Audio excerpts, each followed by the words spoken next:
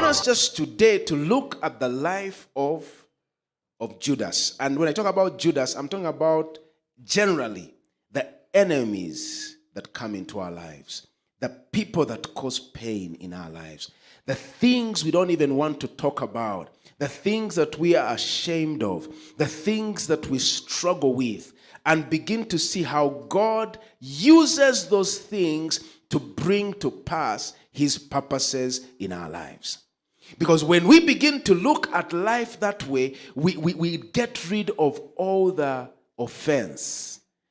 You become like Jesus. You're on the cross. There is so much pain, but you just look at the people and say, Father, forgive them, for they do not know what they're doing.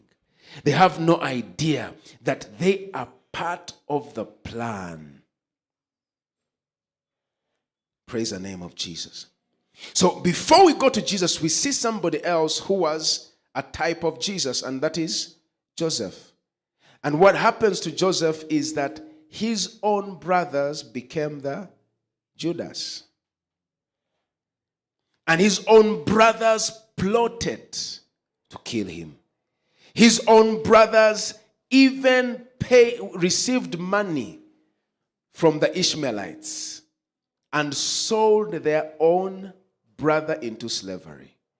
His own brothers went to their father and lied and said, this man died. This is the animal that, that an animal killed him, and this is the cloth, and it was filled with blood. His own brothers.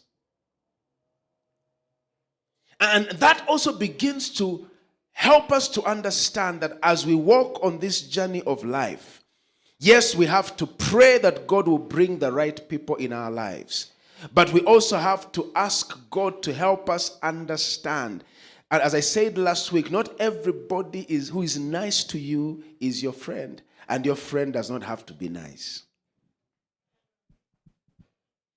Because many times the reason why we attract the wrong people in our lives is because we, as human beings, like people who are nice. We want people who tell us the good things.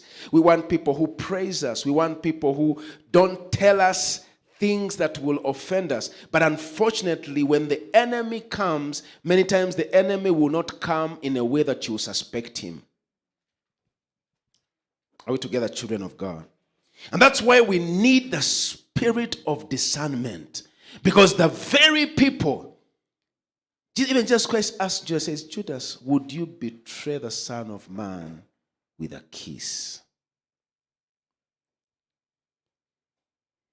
It was a way that it was a showing of affection, yet it was meant to signal to the people that were supposed to kill Jesus that here is the man.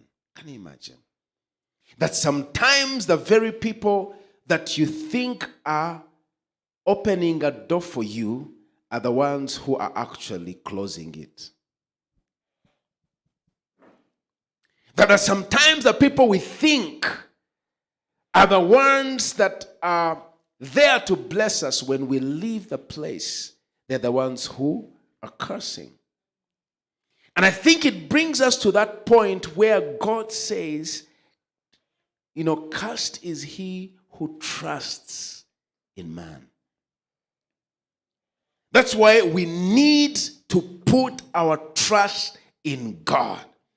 God is your source. God is your help.